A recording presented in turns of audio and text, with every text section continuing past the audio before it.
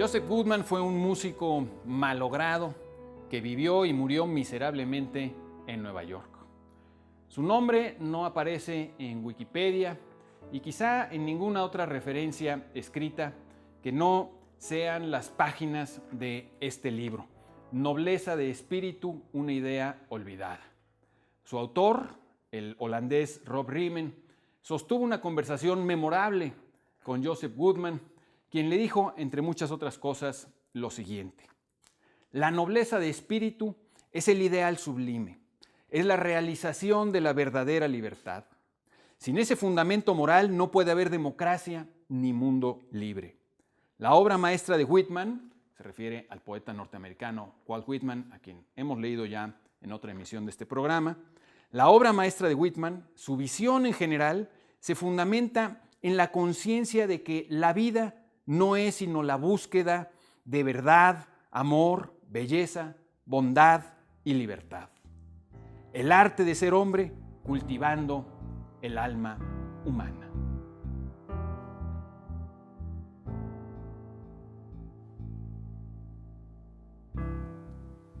Tuvimos la oportunidad de oro de conversar con Rob Riemen durante su reciente visita a México. Además está decir que recomendamos amplísimamente la lectura de su libro Nobleza de espíritu, una idea olvidada, publicado por primera vez en México hace algunos años por El Equilibrista y vuelto a editar hace unos meses por Editorial Taurus. Hoy presentamos el primero de 2 programas que dedicaremos a resaltar algunos fragmentos de la larga entrevista que nos concedió este representante de la única nobleza digna de encomio y admiración, la del espíritu.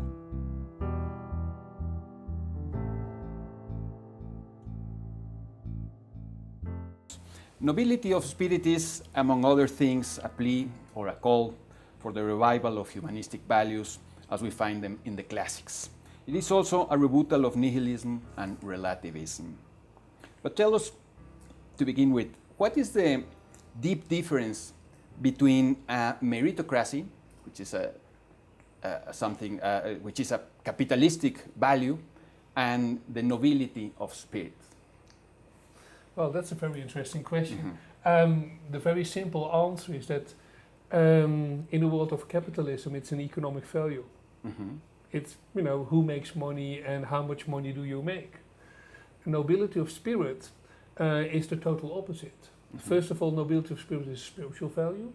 Secondly, it's the most democratic value there is, because you do need money or a social position or technology or science, not even higher education or religion, to cultivate the nobility of spirit. The nobility of spirit course goes to the core of what it means to be human. And to be human means that you recognize the fact that we are that kind of being who are constantly in quest for meaning. Because the opposite is when there is no meaning. Now try to imagine, this is what Nietzsche realized. Try to imagine that you live your life of which it's completely, utterly meaningless. What I do, the kind of work I'm doing, my family, the love of it's all meaningless. And it will drive you crazy. It's the one thing we human beings cannot handle. So we have to have meaning. Now, there are 2 positions.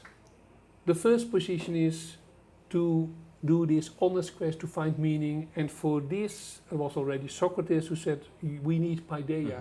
We have to have a kind of broad education which will give us the instruments to get an understanding of the world as it is, of our life, and how to find meaning for ourselves, instead of just accepting ready-made answers. But when that is too difficult, and again we live now in a world which wants people to believe that that's all too difficult, that you don't need it anymore, we end up in the kitsch society in which we are, and we end up in a world where we are dealing with the surrogates. So it's no longer nobility of spirit, but it is capitalism, how much money do you make, or it's the world of amusement, just amuse yourself, or, whatever there is. So, given the state of the world as it is, given the enormous problems we see everywhere, nobility of spirit is a quintessential thing to rediscover, and everything related to it. A new sense of what truth is all about, a new sense of what kind of education we need, a new sense of what it means to live in a just world, a new sense of that we realize that the quality of life, that's the thing we are in need of, which is the opposite of a capitalist, scientific, economic worldview, which can only think in terms of quantities, numbers, but you know, that's what we have. That's what we did. The scientific paradigm became the dominant paradigm. Science, despite all its enormous and wonderful contributions to the world and to us mankind, but when it becomes a worldview, it deprives us of this sense of quality, because quality is a spiritual value. And when quality is no longer there, again, the gap will be filled by quantity, and with quantity, economics will become the dominant science. Because economics will, and we can see it around us, the measure of everything is economics. In education, culture, landscape, economics will decide whether it will have an economic value, therefore to stay, or not an economic value, so then it better disappears. You recover a simple but powerful definition of what a civilization is, one stated by Condorcet. A civilization is a society that does not need violence to promote political change or to radically improve itself. Therefore, those who in a democracy use violence are putting themselves out of civilization. But even so, violence still has a great appeal for many people, including intellectuals.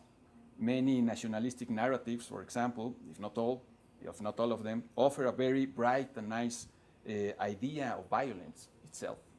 What would you say to our young audience about these idealizations of violence? Okay, I would say a few things. First of all, I quote this in my story, which was a quest when I, as an intellectual, as somebody who writes books, who is presiding over an organization I founded in which I want to promote the meaning of culture and tell everybody you must read books, you should go to the opera, listen now and then to great music, become a thinking human being. Okay, this is the intellectual world. And then there is 9/11, and there is a whole series of intellectuals, including the most famous, who wants to make the argument that what is happening on 9/11, where 3,000 innocent people from many, many countries died, many Mexicans including many Mexicans, that was, quote unquote, the fault of America.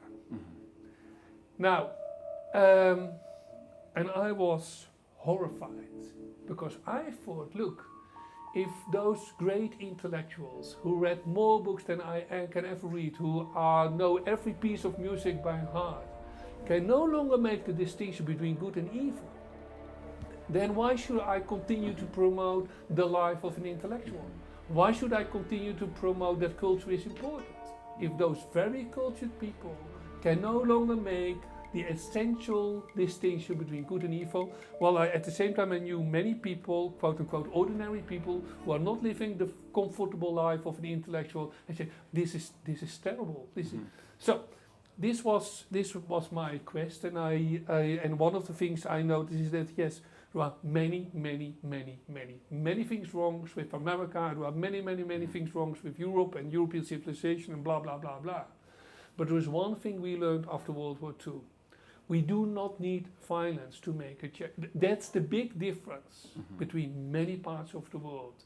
We are still living in a society, God knows for how long, but we are still living in a society where, again, my father was a union leader, so I know something about it, how through strikes, civil disobedience, mass movements, we can make changes. Look at human rights, look at the civil rights movement, Martin Luther King, look at what the people of the environment did. It's a long struggle, Yeah. it's a long fight, but we can do it without violence. So that's the first thing. Now, You can even look at the violent revolution of the 20th century and you won't find the best countries to live in. and Gandhi, what he did in India. So, but you're absolutely right. Violence is back and it's glorified. Well, one thing I got to know also because for me it's also related to the financial crisis. There is a lot of macho culture in our world. This whole financial world consists of apes. I'm the biggest ape, and I'm absolutely certain that on the Freudian level they want to have a lot of zeros in their bank account just to be convinced how big a zero they really are. No, I have 9 zeros. Oh, I'm that zero. And this macho culture, look, I'm the biggest ape. It's in the financial world. It's too much around in the business community. And it also relates to the fact that in a world which is not that civilized anymore, we are looking for the hero. And we glorify heroes. Now, first of all, nowadays true heroes are the celebrities. And they are a hero without having done anything. You know, they are only there because they are known. That's all. Trump is a total empty celebrity. Anti-celebrity is pleonasm. I mean, that's one hero. And the other hero thing is that, look, when you get into this kitsch society, which is deprived of true spiritual values. Again, this was already analyzed by Paul Valéry, where in a great essay in the early 20s, he writes on the crisis of spirit. He said, look, we are living in a crisis of spirit, and you can notice it by the fact that we are constantly in need of a new stimuli. Well, he wrote it in the 1920s, he had no clue about iPhones or that kind of stuff, right? And he said, everything has to be bigger and bigger and bigger. And everything has to be faster and faster and faster. And because we are so empty, everything, you know, we need more stimuli. Now, again, if you look at the movies about Jane Austen, people could be shocked by, you know, a naked part of the leg. Or, whoa, how can you do something like this in the very sexy? Who now will get, think, wow, you know, and then, so again, Paul Valéry already explains that we will need more and more and more. In a certain way, the whole drugs world, and you know whether they are true drugs or commercial drugs or whatever, is part of that. We got in need of a total new escapism. Antes de terminar esta primera parte de nuestra conversación con Rob Riemen, volvamos a las palabras del malogrado Joseph Goodman, tal y como están recogidas en Nobleza de espíritu, una idea olvidada. No es suficiente la libertad política. Se debe promover un nuevo clima espiritual. Es hora de que comience la era de la literatura. El verdadero poeta es aquel que enseña la verdadera libertad. La educación liberal debería servir para la adquisición de la nobleza de espíritu. Soy Pablo Ullosa. Usted tiene la palabra.